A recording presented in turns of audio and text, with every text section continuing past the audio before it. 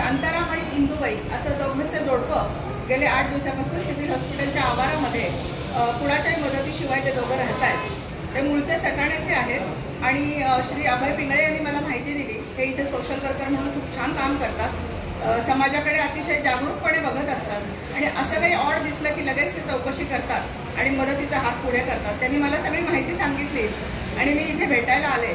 माझ्या असं लक्षात आलं की या बाबांना चालता येत नाहीये, म्हणून स्नेहदूत फाउंडेशनतर्फे मी प्रथम त्यांना व्हीलचेअर घेऊन दिली। व्हीलचेअर दिल्यानंतर त्यांच्या डोळ्यात अतिशय आनंदाचे अश्रू आले आणि ते बघून मनाला खूप समाधान वाटलं।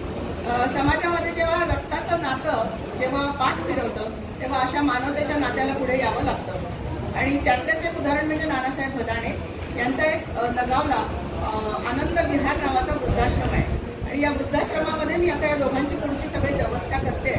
त्यांचे सुनबाई शीतल भदाणे या अतिशय उत्तमपणे हा आश्रम चालवत आहेत। त्यांना जेव्हा मी या दोघांची कहाणी सांगितली तेव्हा त्यांनी मला सांगितलं की मॅडम अजिबात काळजी करू नका, आमच्याकडे लगेच पाठवा, आम्ही त्याची सगळी व्यवस्था करू। समाजामध्ये नानासाहेब काय किंवा त्यांच्या सुनबाई काय अशांसारखी माणसं आहेत आणि म्हणून समाजाचं चित्र थोडं आशादायक आहे, पण या माणसांची संख्या वाढावी एवढीच देवाला प्रार्थना करते आणि नानासाहेबांचे आभार मानते। धन्यवाद।